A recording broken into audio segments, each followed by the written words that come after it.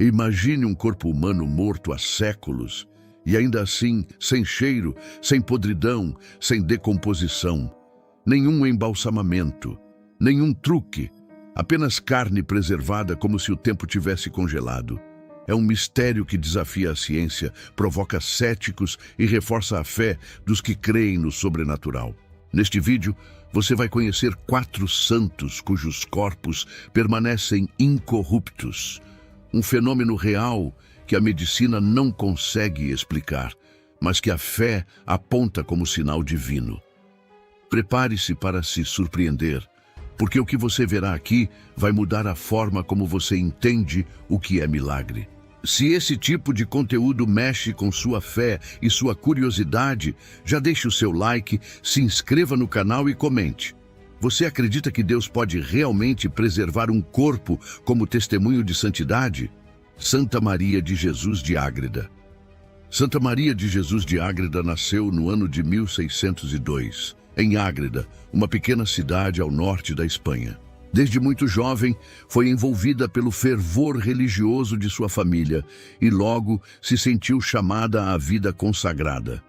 Tornou-se freira da Ordem da Imaculada Conceição e, ao longo de sua vida, destacou-se não apenas pela santidade, mas também por seu talento como escritora mística. É autora de uma das obras mais debatidas da espiritualidade cristã, Mística Cidade de Deus, onde afirma ter recebido revelações diretas da Virgem Maria.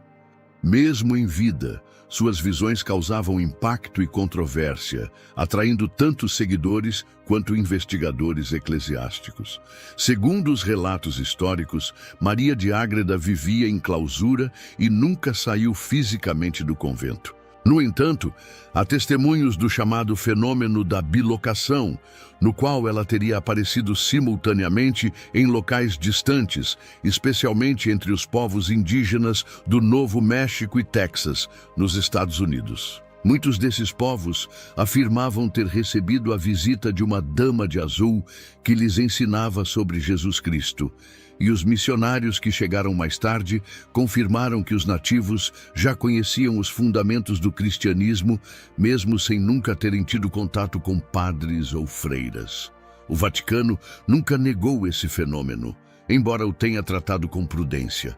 A freira viveu até o ano de 1665, quando faleceu em seu convento, rodeada pelas irmãs da ordem.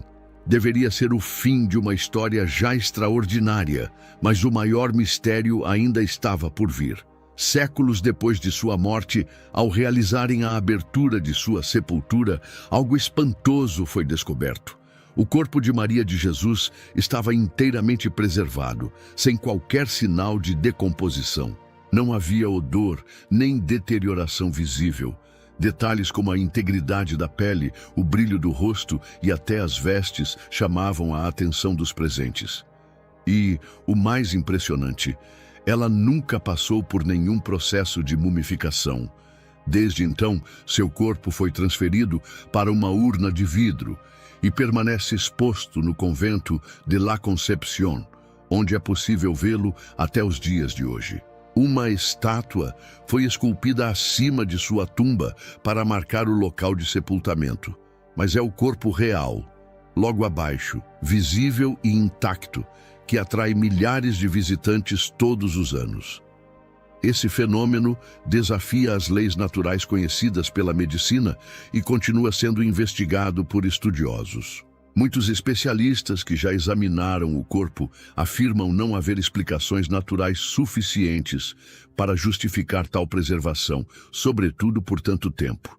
A Igreja Católica jamais declarou oficialmente que ela está incorrupta no sentido de canonização, embora permita a veneração local e incentive a visita ao convento. O processo de beatificação de Maria de Ágreda foi iniciado, mas não foi finalizado, principalmente por conta do conteúdo místico de seus escritos que geraram debates teológicos ao longo dos séculos.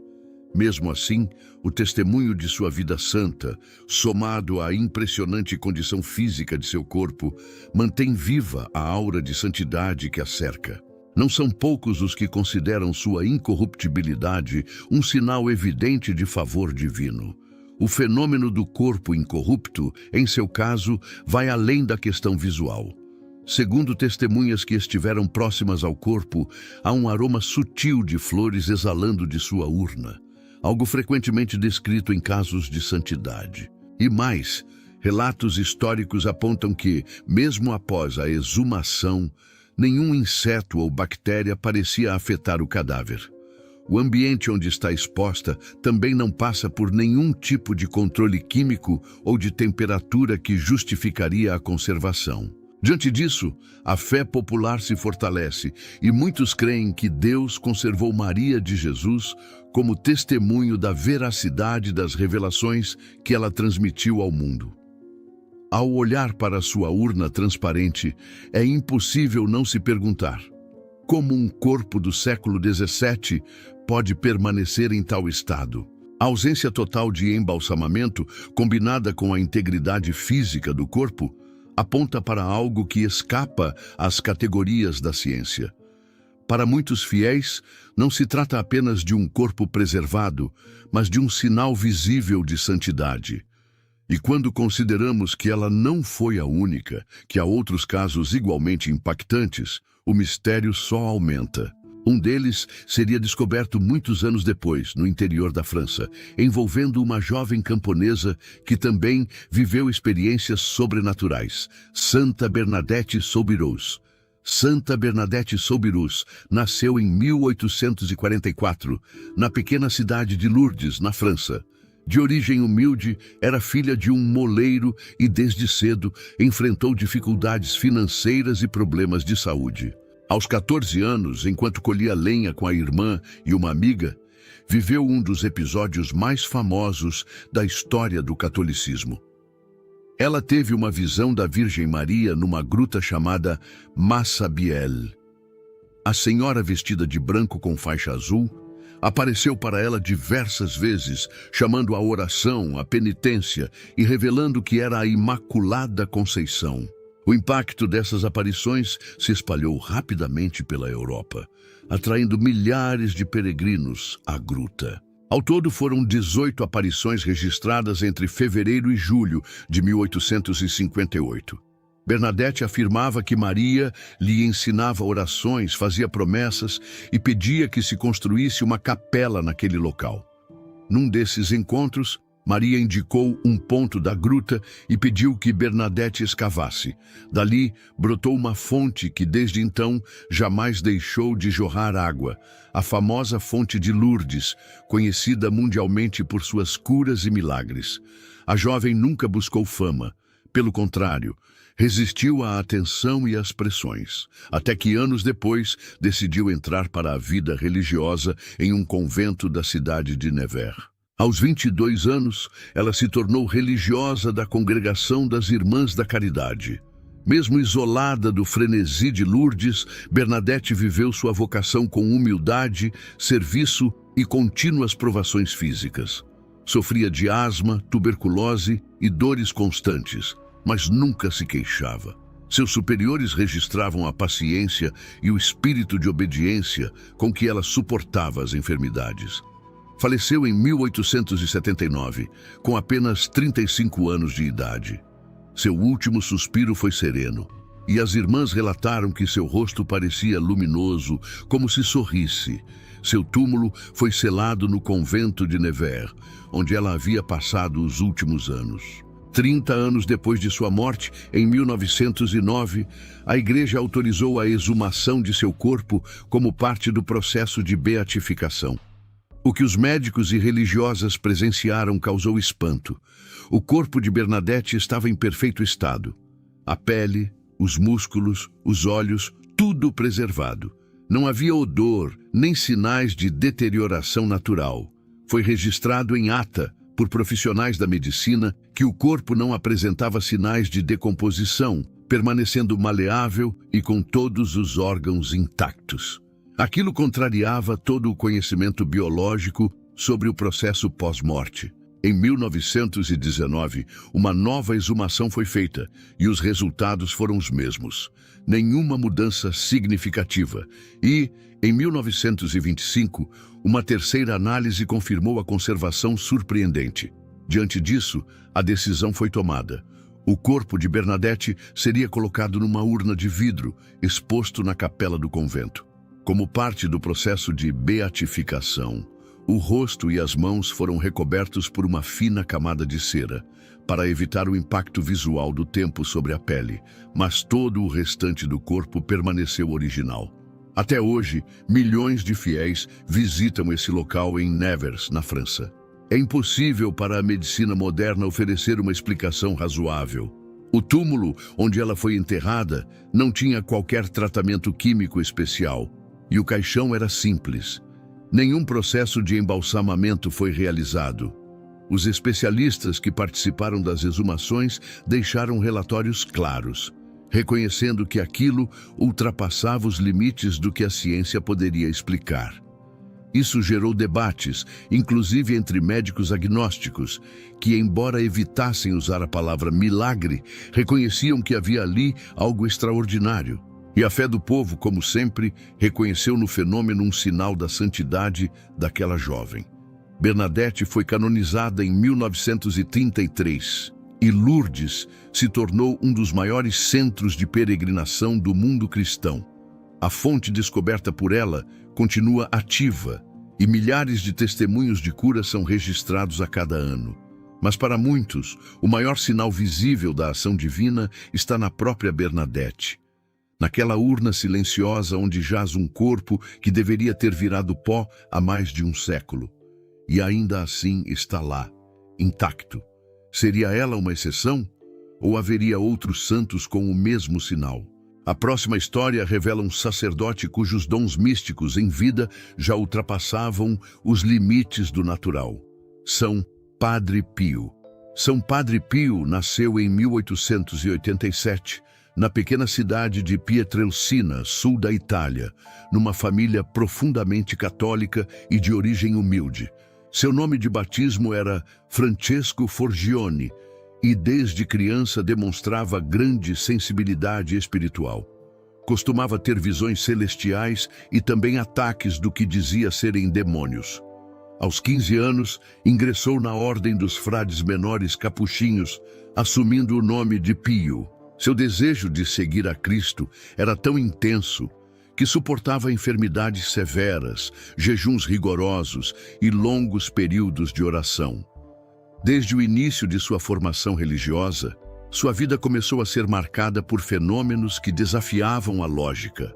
Em 1918, Padre Pio recebeu os estigmas, feridas visíveis nas mãos, pés e lado do corpo, semelhantes às de Cristo na cruz. Ele foi o primeiro sacerdote católico oficialmente reconhecido com os estigmas visíveis por um longo período de sua vida. Médicos e religiosos investigaram os ferimentos e não encontraram causas naturais. As feridas sangravam, mas nunca infeccionavam, e se mantinham abertas durante 50 anos, até pouco antes de sua morte. Padre Pio escondia as marcas com luvas, não por vergonha, mas por humildade. Considerava um sofrimento que precisava carregar com discrição e oferecia tudo como intercessão pelas almas. Além dos estigmas, inúmeros relatos de milagres e curas cercavam sua figura. Pessoas relatavam bilocação, onde ele aparecia em 2 lugares ao mesmo tempo, leitura da alma durante confissões e curas inexplicáveis. Fiéis de todo o mundo viajavam a San Giovanni Rotondo, onde ele residia em busca de consolo, aconselhamento e perdão. Seu confessionário vivia cheio. Conta-se que ele passava até 15 horas por dia atendendo penitentes. Muitos deixavam o local convencidos de terem vivido um encontro com Deus. Padre Pio raramente saía do convento, mas seu nome ecoava por toda a Itália, amado por milhares e vigiado de perto pelo Vaticano. Ele faleceu em 1968, cercado por seus irmãos de ordem. Tinha 81 anos e deixou uma multidão de devotos inconsoláveis. A igreja começou imediatamente a recolher testemunhos e documentos para o processo de beatificação. Em 2002, o Papa João Paulo II o canonizou como São Pio de Pietrelcina. Mas outro episódio chamaria ainda mais atenção. Em 2008, ao abrir sua sepultura, os frades e peritos presentes ficaram em silêncio diante do que viram. O corpo do santo estava surpreendentemente conservado, com as feições praticamente intactas. Era como se ele estivesse apenas dormindo, mesmo tendo falecido há 4 décadas. Desde então, o corpo de São Padre Pio foi transferido para uma urna de vidro especial, exposta na cripta do Santuário de Santa Maria das Graças, em San Giovanni Rotondo. Todos os dias, milhares de peregrinos se ajoelham diante da urna, muitos deles em lágrimas, buscando intercessão, cura ou apenas a paz que emana daquele lugar. Alguns afirmam sentir perfume de flores no ar, um sinal descrito também em outras manifestações de santidade. A exposição do corpo foi acompanhada por especialistas que reconheceram a preservação incomum, embora com sinais discretos de embalsamamento parcial em algumas áreas.